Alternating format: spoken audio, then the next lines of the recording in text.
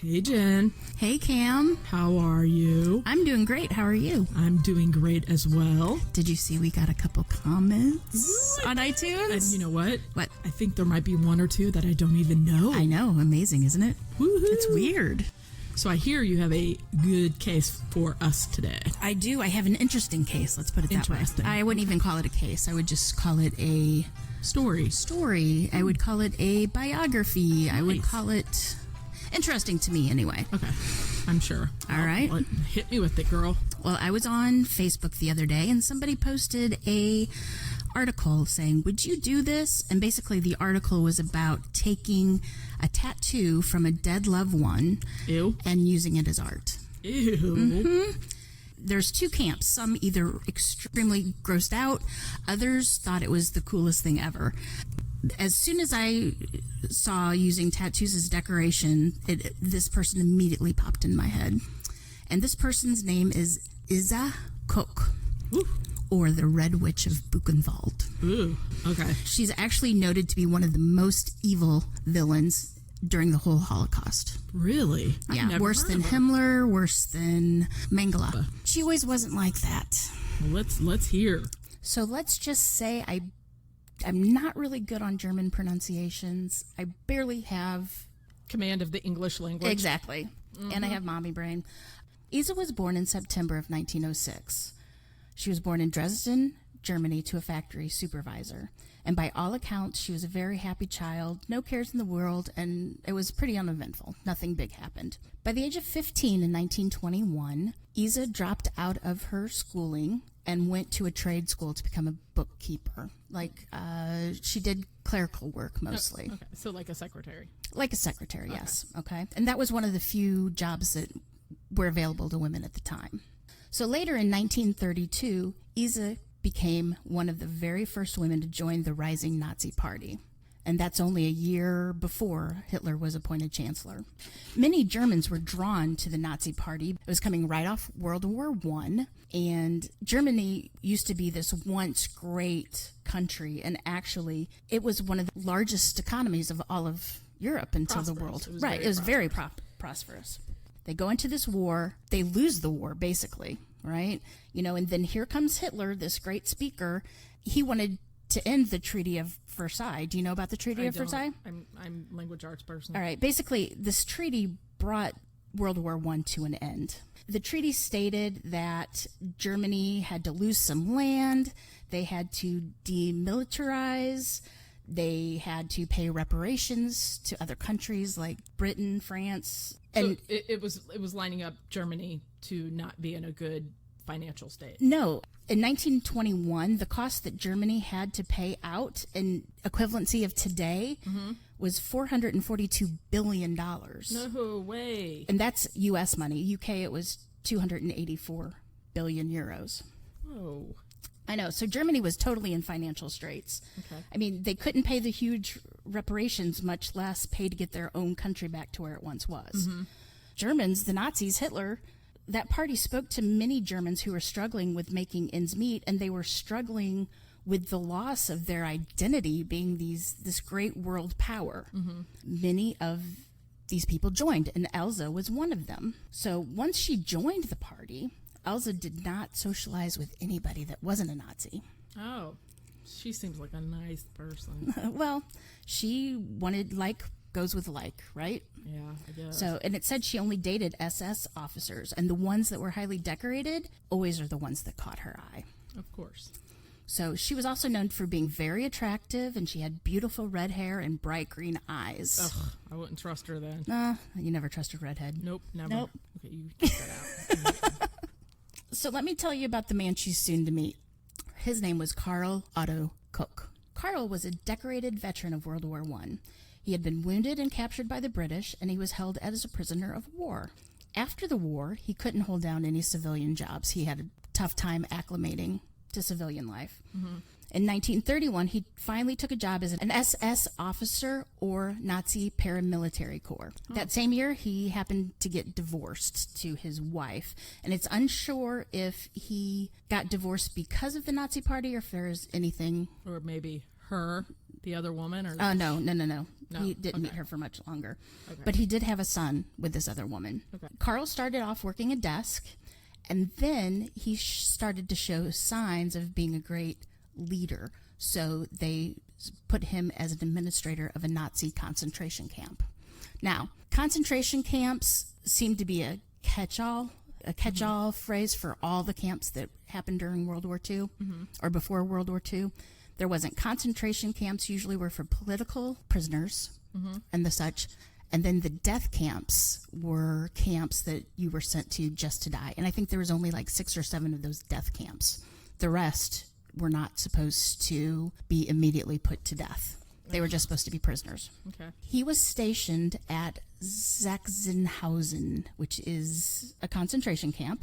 There he was introduced to Isa, and some say he was actually introduced by Himmler, Heinrich Himmler. So in 1936, they were married, and this is interesting, or it interested me. The SS, if you were an SS officer, you didn't get married under Christian wedding. You had a pseudo-pagan ceremony. I think that's strange. It's very strange. Basically, these weddings were held out in the open under a tree, or it was held in an SS building, and it was decorated with life runes and sunflowers and fir twigs, and there's even this eternal flame that burned in an urn in front of the couple while they exchanged rings, and where they also received the official SF's gift. Ooh, what could that be? It was bread and salt. And that symbol, it symbolizes the earth's purity and fruitfulness. Oh.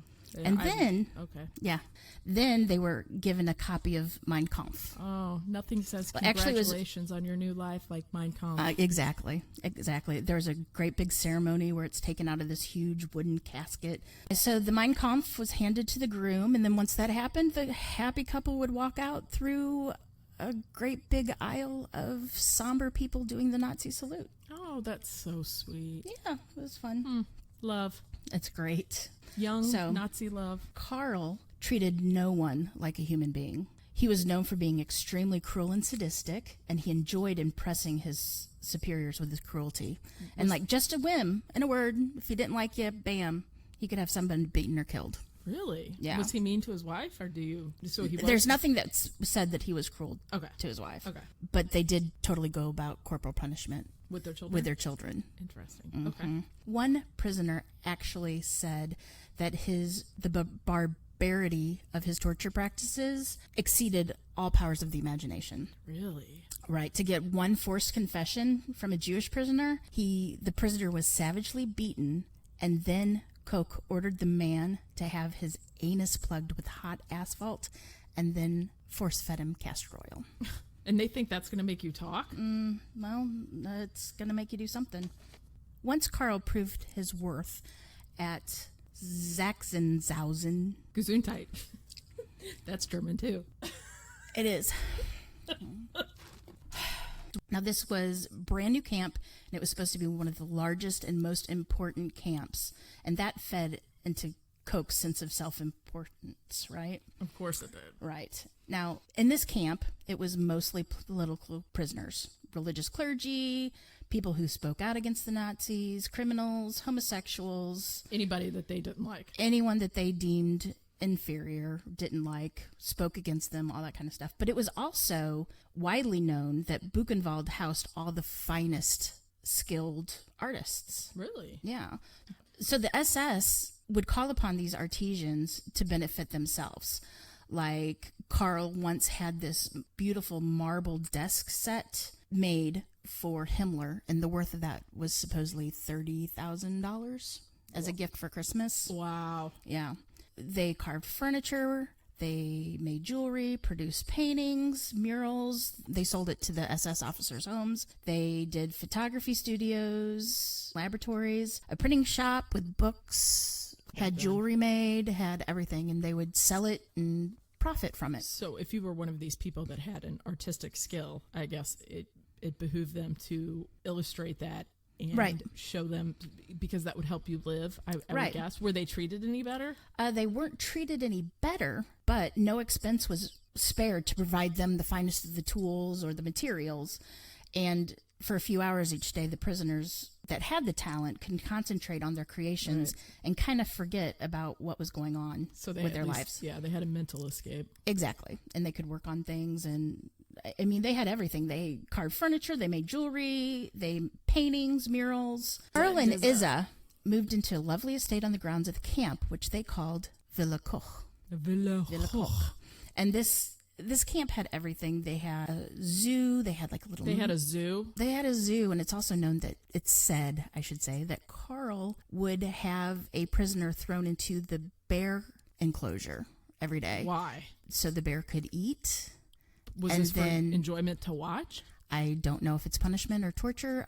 Well, it obviously is both. It's but both, yeah. I don't know if it was for his enjoyment or to scare the prisoners. I don't know what it was used, but they had a bear and an eagle in the same cage. They would feed the prisoner to the bear, and the eagle would pick the bones. I can't believe people exist. It's unfathomable.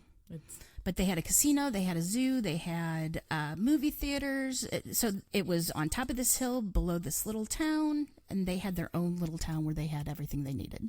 Now, did the people in the town know that horrendous place existed? They knew they were up there, but we'll talk about that later. Okay. All right. Between the years of 1938 and 1940s, they had 3 children. The firstborn was a boy named Artvin. Second one, girl named Giselle. Third one was a daughter named Gundren. I think that's how you pronounce her name. We'll just call her Baby G. Baby G. She was supposedly named after Himmler's daughter. You know, most women, once they become mothers, they kind of experience that empathy, that deep love, maternal love, or just you get more softer. Yeah. Not her. She kind of went the other way. Of course she did. And I mean, who knows? Maybe it's the surrounding brutality. You would have to become desensitized. You would have to. I mean, you would have to. You've seen these people starving to death as you're having a picnic. I mean, the camp was less than 1,000 yards from the house. You would see it. Or maybe she felt entitled because her husband was in charge and he had so much power that he could do whatever he wanted. So anyway, she went from being this person to this red-haired devil, and she involved herself in the day-to-day operations of the camp. And actually, the inmates became more afraid of her than most of the guards. The inmates became more afraid of her than the inmates were afraid of the guard? Right. That's where she gets the red-haired, or the Red Witch of Buchenwald, the Bitch of Buchenwald. That's where she gets all her names. Wow. Yeah, okay. It was bad. Isa was one of 7 SS officers' wives at the camp. But she didn't make friends very easily. I wonder why. I know. She seems such a good person. Such a nice person. All accounts say that she was vain, cruel, cold-blooded, degenerate, power-hungry.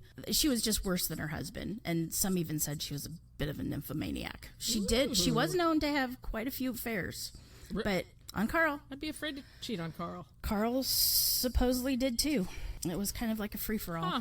She loved to dress provocatively and walk around the prisoners. And I mean, it was an all-men camp, and so they were forced to be celibate, right? So she would put on these tempting dress, and if anybody, she would try to make it so the men would look at her. She would dress provocatively, and they were kind of forced to be celibate, right? I mean, the entire camp was men, and she would make sure that they, would look at her, but when they looked at her, she would make sure they were beaten. She would write down their number. She would go to her husband or to other guards, and she would give the man the number, and the next thing you knew, the man would be beaten. One prisoner said that he was working, and Isa rode up on horseback, and when he looked up at her, she goes, "What, are you looking at my legs?" And then she took a riding crop and beat his face. And you wonder why she doesn't have friends. Yeah, exactly. And, it seems she beat a lot of people with that riding crop. Actually, she beat someone so badly that he lost sight in one eye.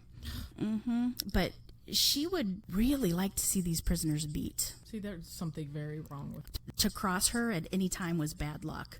I mean, she would be upset if you greeted her. Next day, she would be upset that you didn't greet her. Then she would be... So look at me, don't look at me. Look at me, don't look at me. Look at me, don't look at me. I mean, basically, it was just on a whim. You couldn't win with her. They would do or not do. She would write down that number and then take it to an SS officer or her husband, and then they would be beaten.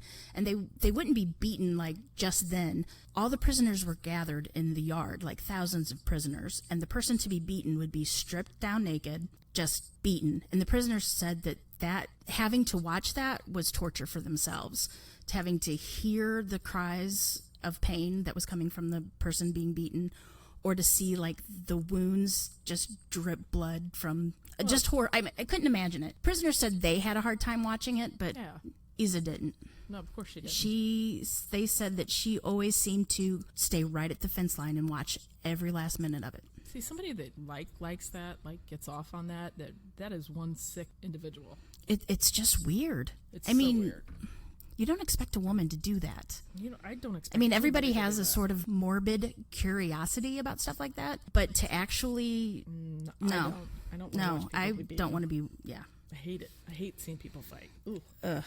So, and not only that, is sometimes if she and the kids were bored, she would take them down to the fence, and if her husband was around, he would have the prisoners chased around for their enjoyment, like make it so they would have to crawl through the mud or do extra jumping jacks or stand. I mean, she brought the kids into it. I wonder what happened to, like...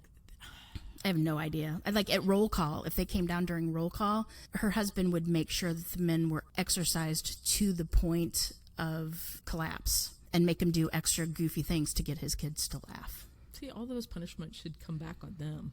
It's awful. In 1940, the Kochs were living a very lavish lifestyle. I mean, much greater than any SS officer or commandant would be making. Mm-hmm. They were going on lots of ski trips. One of the ski trips that they went on, when they went on these ski trips, they always left the kids because the kids wouldn't come with them, of course. Right. They always left the kids with Carl's sister, right? One of the ski trips, they received a phone call from Carl's sister saying, you have to come home. Gudrun is very sick. And they didn't. They didn't? They ignored everything, and the baby died without her parents around. What? 4 months old. Some people said that she had malnutrition, but I only found one source for that. That's awful. I guess they couldn't get off the slopes to come see baby G. It's just, that shows how heartless they didn't even care about their child. They probably didn't even care. Right. Exactly. It didn't seem to affect them anyway at all. People are so cruel. But yeah, besides the ski trips, Isa was always dressed in the finest clothes. She had tons of furs, hats, shoes. The house was decorated to the nines, everything. She did not want for anything. She actually loved to ride horses, so she made her husband build her this huge riding arena. Next to the concentration camp. Next to the concentration camp. It actually was built by the slave labor from the inmates. The riding arena was about the size of a football field, and it took the lives of about 30 inmates to build it. She had it rushed so quickly that 30 inmates died of exhaustion. She's evil. Yeah, and once it was completed, she rode every morning. She rode around the little arena, and she also made a brass band that was made up of the talented artists in the camp, the prisoners became her brass band that she could ride her horse to? Yes, so she pranced around on her horse, or I guess her horse pranced around with her on it, and they played.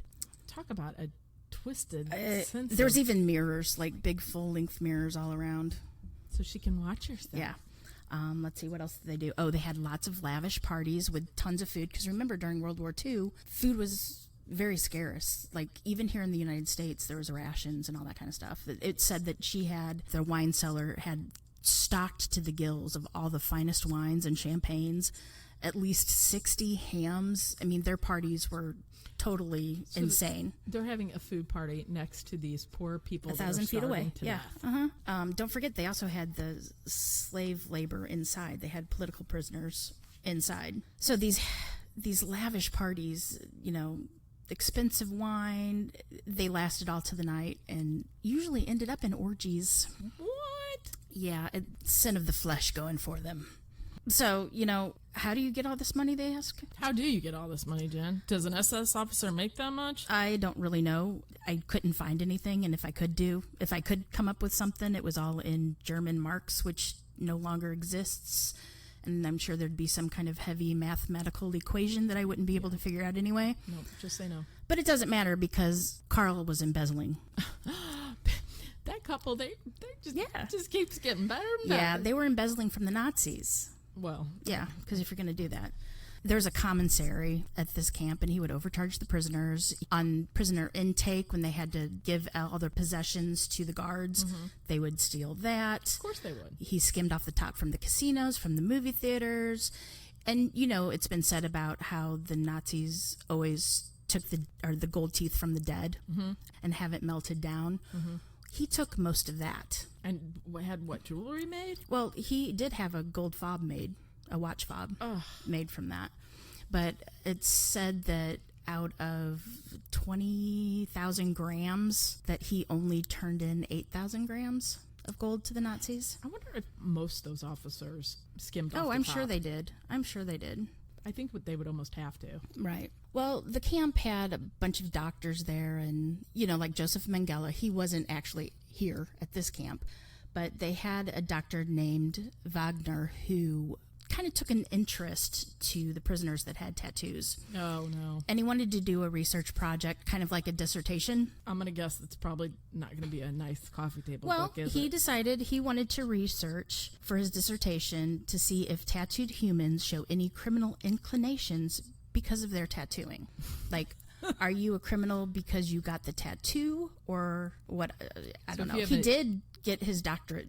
I mean, this was a serious doctorate. He got honors for this, the whole 9 yards. He didn't get it at University of Phoenix? I don't think it was Phoenix. It could have been. I don't know. I don't think, yeah, it could have been. Okay. So anyway, he wanted to do this research project. So Carl said, yeah, okay, go ahead and do it. The project included getting the prisoners, photographing their tattoos, then taking the prisoners to the infirmary where they would dose them with some kind of poisonous substance, killing them. Then they would fillet the tattoo off their bodies and then take that skin and tan it so it could be preserved. Nice. Yeah, it was very nice. One of the biggest specimens they have went from right above the nipple down to the belly button, and it's of a knight slaying a dragon. Okay, so would they frame this and like put it up as artwork? No, he just studied it. Soon our good friend Izza got a hold of it, and she got really interested in this project, and she decided she was going to help out. Of course she is. And she actually had the idea of using the tattooed skin of the prisoners for industrial use, which was one of her hobbies. But explain? I don't understand. She thought the skin should be used as book covers, lampshades. Oh. Yeah. Wow. Yeah. Okay. People have said that Izza would go into the camps and have prisoners take their shirts off, and she would look for tattoos that suit her fancy. And usually it was the raunchier ones, like the splayed naked lady with wings on her back. That was one of her top ones. So if she saw a tattoo she liked, once again, she'd get out a little notepad, write down a number, and she'd leave. Well, the next thing you know, the SS officer would come for the prisoner, take them away, and that prisoner would never be seen again. Nice. And actually, many prisoners that worked in the lab where the doctor worked. Practicing? Where the doctor practiced? Yeah. The lab where the doctor practiced, there was also prisoners that would work for him. Wow. And they would say that they would see a certain tattoo on a prisoner, and then that prisoner would disappear. And then later they would see the tattoo on tan skin right in front of them. I don't even know what's that. She wasn't the only one that liked that. Other SS officers liked it too. Like, people would come in and say, hey, I really like this. Can this be made in a knife sheath? Or I have this really neat manicure set. Could a box be made for this? And because remember, they had human skin? and they would have the other prisoners, remember the artisans that were all in the camp, they would have that made. They would send skin to the prisoners who would make whatever they needed from the skin. They would use the human skin as leather on whatever project other SS officers wanted. That's it's disgusting. Gross. It's really gross. It's amazing. And lampshades for your house. And not only that, they said that Isa had gloves and a purse made out of the skin too. So if somebody came up to her and they said, "I love your purse. Who is that?" And she'd say, "It's made by John." And then they'd say, "Really?" And she's like, "No, seriously, it's made by John." Yeah, no, it's pretty bad. Though rumor also had it that she had mummified thumbs as light switches. You know, the on and off light switches in the wall. But that was never found. That's just a rumor, probably propaganda. But not only did she like to decorate with human flesh, tattooed skin, she also took the bisected human organs that were in like glass blocks, and she would hang them all around her house. The doctor was also, or one of the doctors there was also into doing the shrunken heads. So she had prisoners, yes. Oh my God. She would also hang those up, and some said that they were in their dining room, you know, and her kids lived there too. And it's some prisoners even said that they saw her kids playing with the shrunken heads. I don't even know what to say. I know. It's disturbing, isn't it? I just can't believe that people live like this, and then they think that that's normal, that that's okay. I think there's just, you start living around it so much that I guess it just becomes normal. I don't know.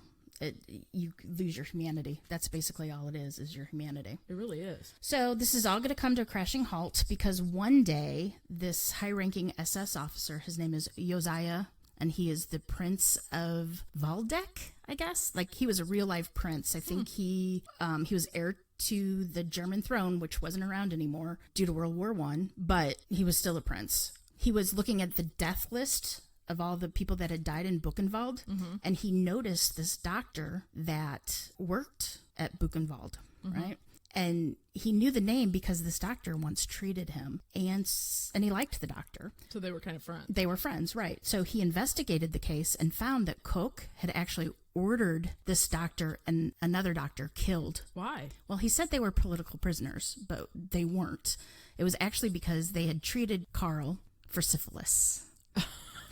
And he thought, well, they're going to tell, so I need to get rid of them. Did she have syphilis too? Because, you know, you do. If she did, no one. If she did, it's never been said, right? So he didn't want them to talk, so he had them killed. Waldeck then ordered a full-scale investigation of the camp and found more of Carl's orders to kill prisoners at the camp, and also revealed about the embezzlement. Good. Carl was then charged with incitement to murder, and then a little while later, embezzlement. Incitement to murder. Incitement, exactly.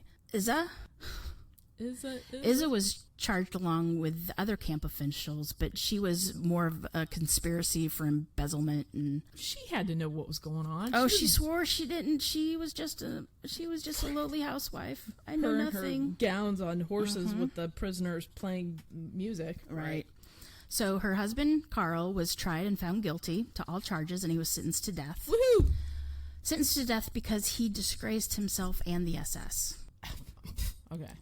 1 week before Buchenwald camp was liberated, Carl was executed by firing squad. Isa was found innocent of all charges. What? And no way. She knew what was happening at the camp. She was out there making them run after each other for enjoyment. Hold on. Isa was found innocent of all charges, and she was set free. What? She claimed she didn't know anything that was going on. How did she not know? She rode her horses. Oh, she knew, but she just claimed she didn't know. She didn't know anything about her husband's embezzlement. Just money seemed to appear out of nowhere. She didn't know about her tanned human purse and gloves. Oh, that wasn't even brought up yet. Nothing even came about that yet. But anyway, once she was set free, she took her kids and then she went to blend in with the rest of society in Germany. Now, see, this would never work in today's world because she would be murdered. The media would attack you. Well, I know, but I mean, like, people would murder her.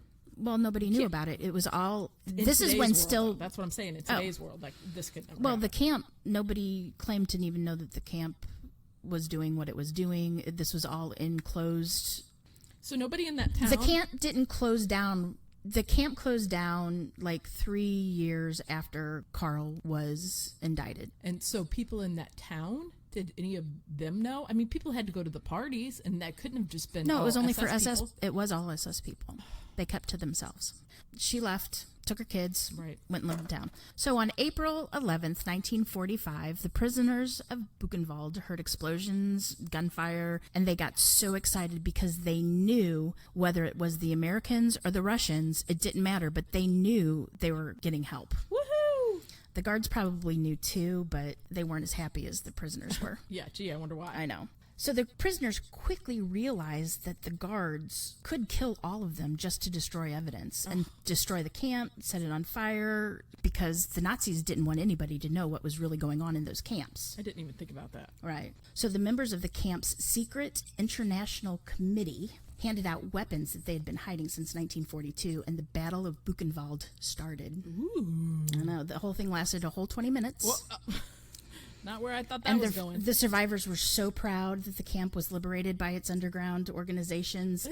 Was it like Hogan's Heroes? It was a lot like Hogan's Heroes, and it's really funny that you say that because one of the men that was a prisoner at the camp played LeBeau in Hogan's Heroes. Yeah, I think his name was like Robert Clary, something like that. Yeah. So anyway, the survivors were very proud that they had liberated themselves, but they were really proud that it was all done humanely, and that the guards that were captured, they were treated very kindly, and no one was murdered or executed. See, and they were too nice. Way better than exactly they treated those prisoners. Exactly. So not long after that, the American infantrymen marched through the unguarded gates, and there it is said they found 2,700 unburied bodies and 3,000 living skeletons. Wait, how many? 2,700 bodies. The smell. How could people say they did not know what was going on? I don't believe that. I don't know. So even General Patton visited this camp, and when he walked in, he became physically ill. He could not believe. He was shocked by the stacks of dead bodies. How can you treat a person? How can you? That's another thing. He was extremely angry that anybody could do this to another human being. Anything. I can do it to an animal. He was really angry at the townspeople below the hill that lived so close to the camp. How could they not know? The smell would be for 8 years. Horrendous. Well, and you know they profited from this because before Camp Buchenwald had a crematorium, they would take the bodies down to the town and pay them to get rid of the bodies.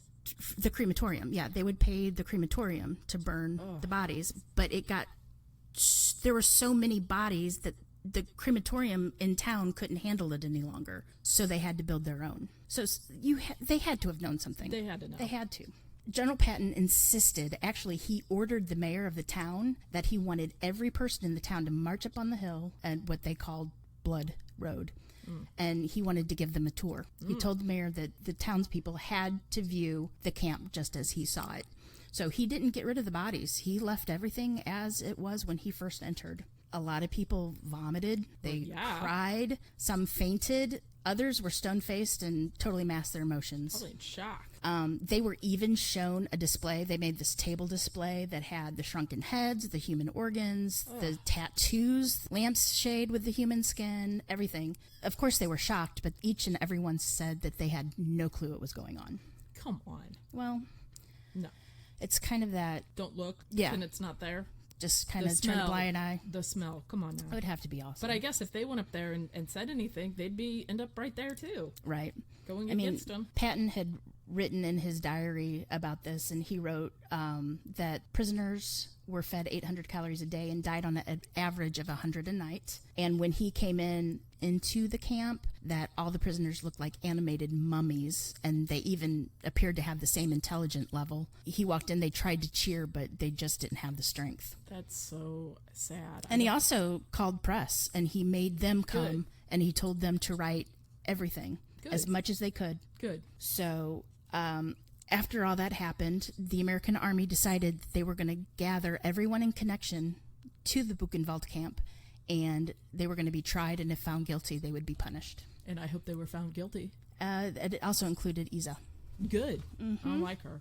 The U.S. Army tracked down Isa and placed her under arrest, and her kids were made ward of the state until her sister took them in. She was sent to the women's prison and waited until her trial for 16 months. The whole time she kept on saying, "I'm just an innocent mom. I'm just a housewife. I knew nothing that was going on." But she was charged by the American authorities for abusing prisoners at the camp. that's it. Well, what can you do?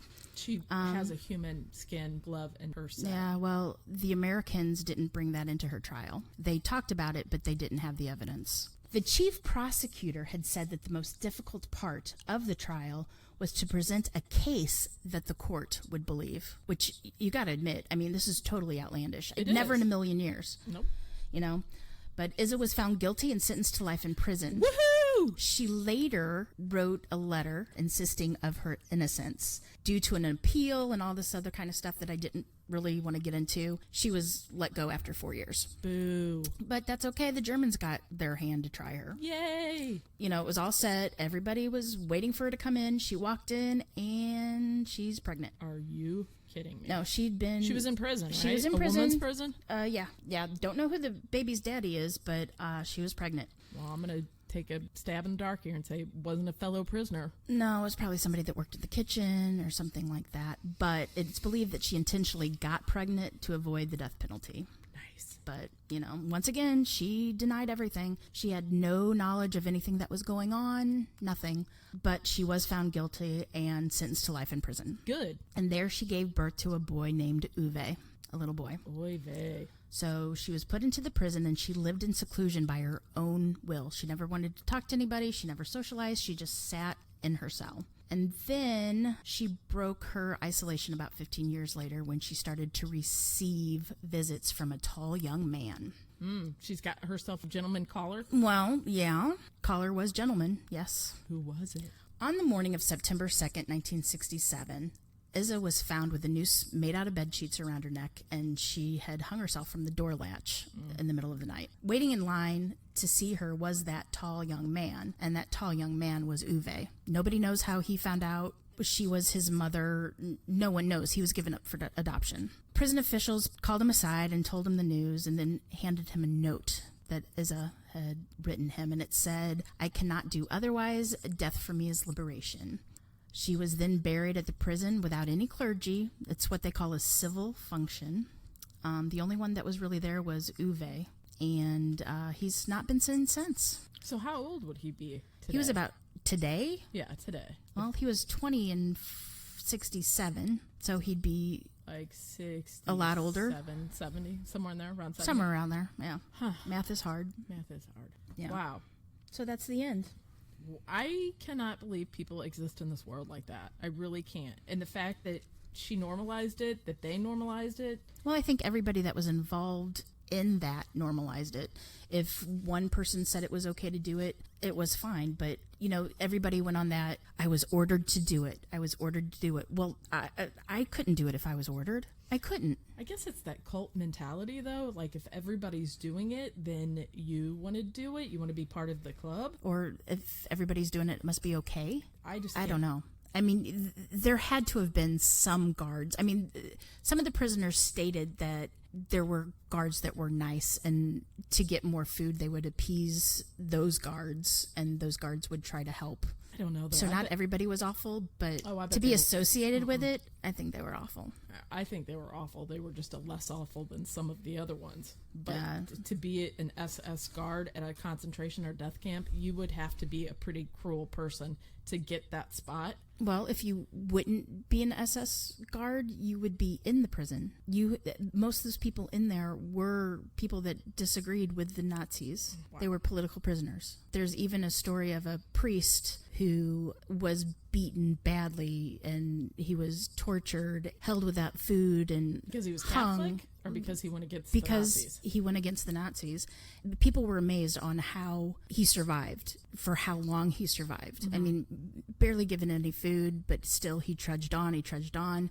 One day they made him walk to the infirmary, and they just killed him. He survived all that time. He probably would still be alive, but they killed him. They just didn't want to take him anymore. Yeah, well, that was totally fascinating. And it's amazing that... I know. So now every time you see a tattoo, you can think of Isa. No thanks. Yeah. So once again, I apologize if I did screw up the names. My apologies. I thought you did a great job. Tried. Thanks. You're welcome. Yay. So anyway, please like and subscribe. Try to give us stars so other people can find us, or actually just tell a friend about us. Make them listen to us. Yes, make them. So if you would like to write us a note, give us some feedback, anything like that, you can email us at ourtruecrimepodcast@gmail.com. Catch us on Facebook.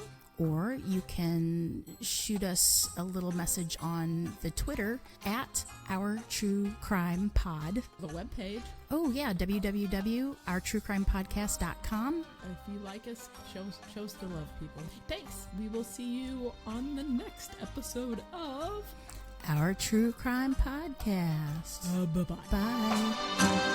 Bye.